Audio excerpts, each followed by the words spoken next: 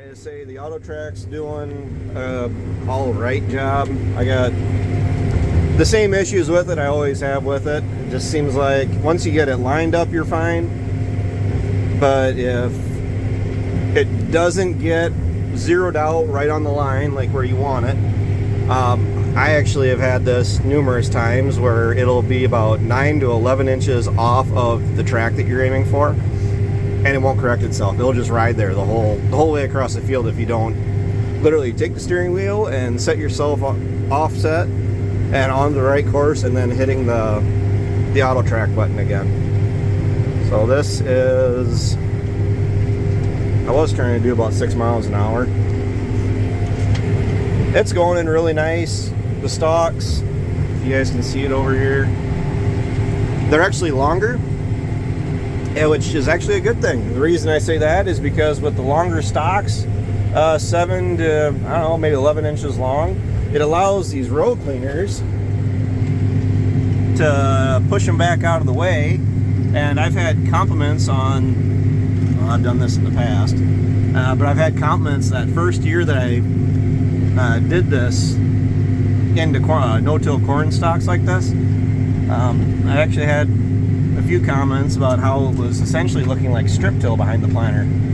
So I mean, the longer stalks that are at least left over, it allows the road cleaners to grab them easier and shove them up out of the way. Granted, a lot better than if you have like chaff, like little bitty tiny pieces that essentially make a mat of material.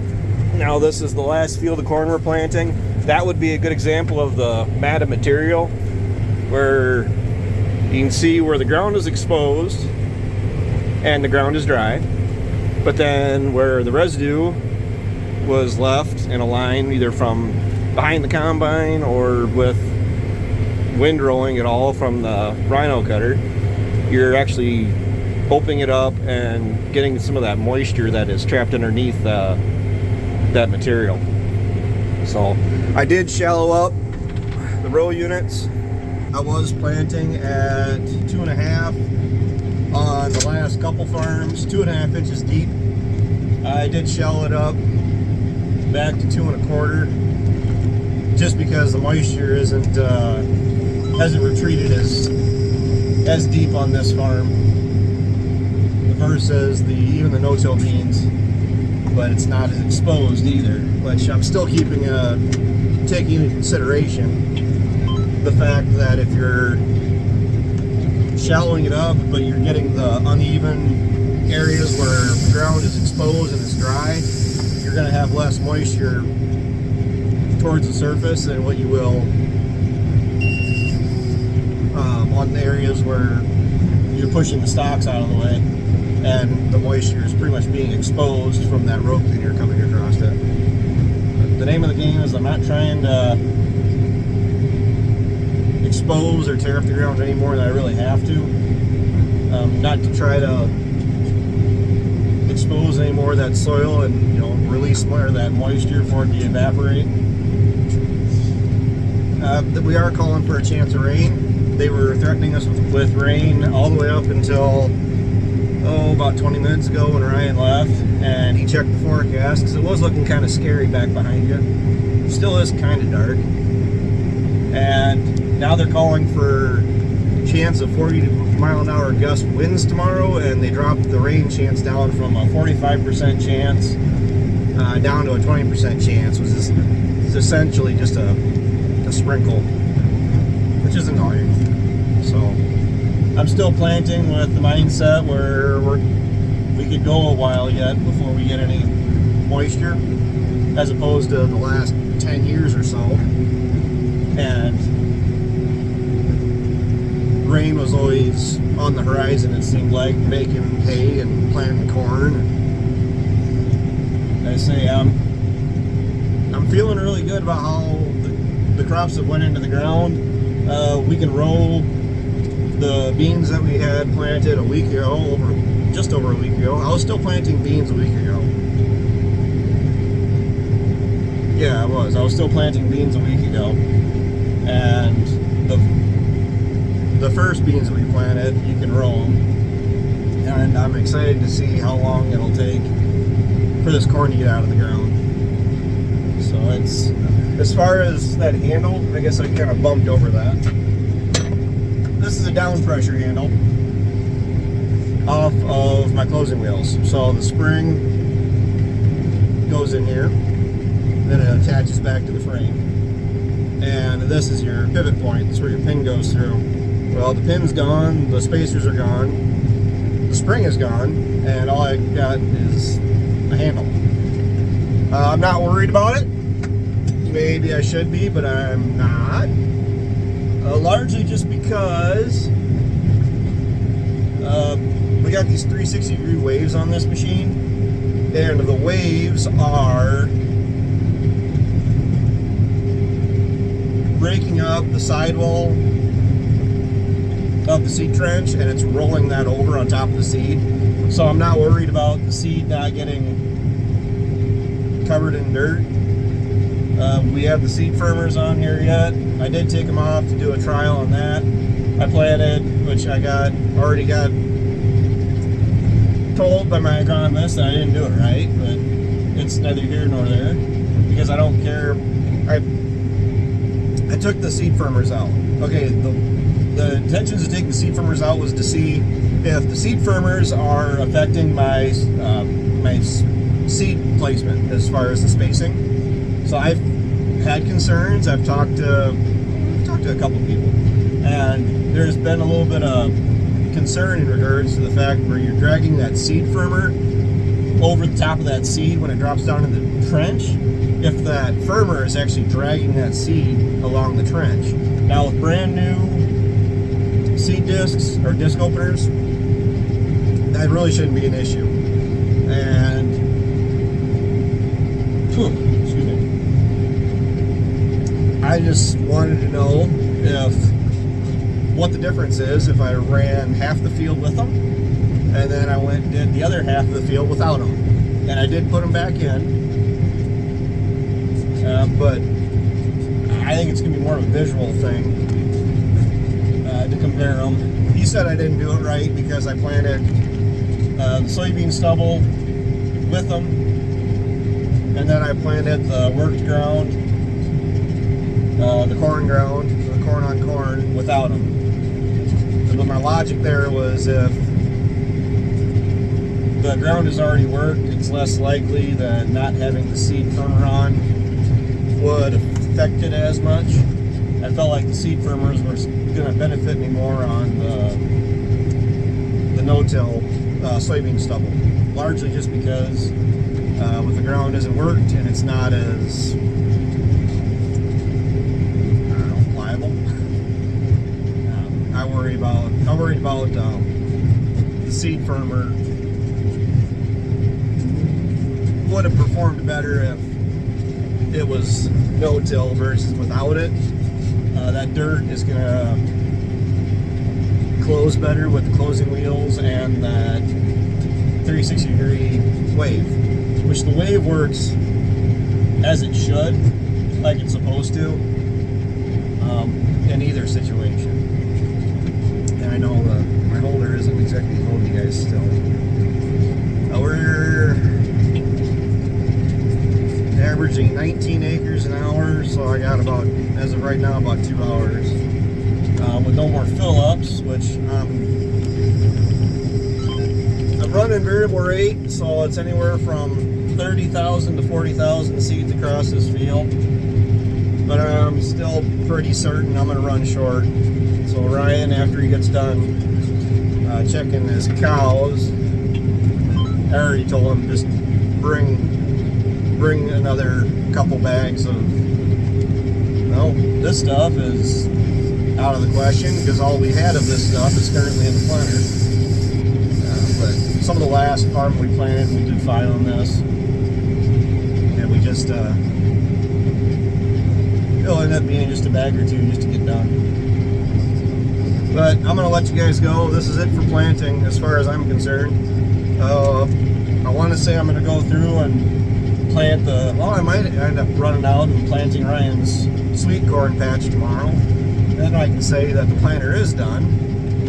I could go through Hit it with the air hose and do the initial clean out on it. Take the seed discs out, get those all cleaned up, and hit it once with the air hose, get all the dirt and dust off of it, and then go through with the pressure washer and getting the grit off of it. I don't want to put this thing back in storage until I have a chance to fix it, largely because those two airbags are causing me issues. I want to look into getting the parts for those so I can get those back on. And I also have my row cleaners. I did that video you guys saw. I put those plastic caps on them. To answer whether or not those actually helped, they did. Those plastic covers worked like they were supposed to in the no-till ground. But when I went and planted the rocky ground, where I was in and out of rocks, the rocks knocked them off after a few hours. I saw they were gone, so I'm gonna go back to putting the regular metal caps over top of them. I'm gonna check for any busted bearings or squeaky bearings or anything that might need some attention across the road cleaners, across the closing wheels, and I do have a great intention of putting this back on, because if I don't put this one back on and I'll wait till next year, this thing's gonna disappear. The gremlin or a troll or some weird old dragon is gonna fly through, snatch it up, and I will not be able to find it for next year. As is life. So thanks for watching, guys. Like, comment, subscribe. I appreciate it. The subscribing, I think, helps the most, and the liking, the commenting certainly doesn't hurt either. I'll talk to you guys tomorrow. Okay, we're starting on some of our post-planting projects.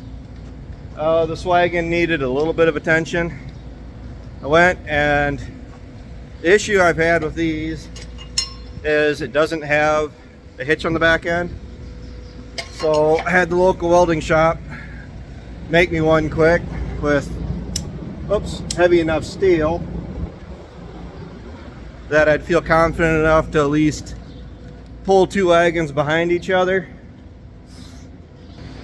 and feel confident.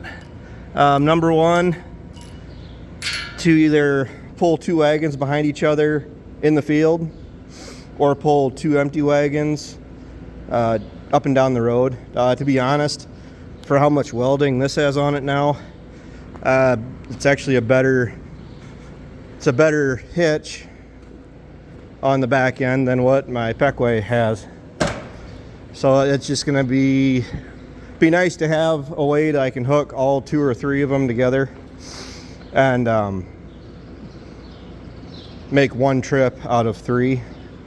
Because a good chunk of my hay is not up here, so I gotta haul it here, and my intentions going into this later summer is I'm gonna be wrapping a bunch if the weather, not even the weather, just my luck holds out and I can get a bunch of hay wrapped. And I'd like to get even just 40 bales, 50 bales of my second cut canary grass wrapped, just to see what kind of feed quality I'd get out of it. My nutritionalist seems to think that, or he honestly believes that, wrapping some of that second cut would really help. That's not saying that right. It would create a very nice bale of feed. Making it dry is the ultimate goal, but if you guys remember 2 years ago, I had an absolutely outstanding, beautiful second cut stand of my Reed Canary. It was thick, it was heavy, we cut it perfect, and there was a chance of rain the next day, and that chance of rain turned into a 2-week deluge of rain. And having the ability to move hay from the field to the wrapper or from the field to the shed much more efficiently is a lot more appealing to me, rather than having to only haul 8 bales at a time, depending on how many people you have to haul. So last year you guys saw I was pulling 2 of these, the Peckway and my other wagon, and now I got this guy. I'm planning on getting another one yet.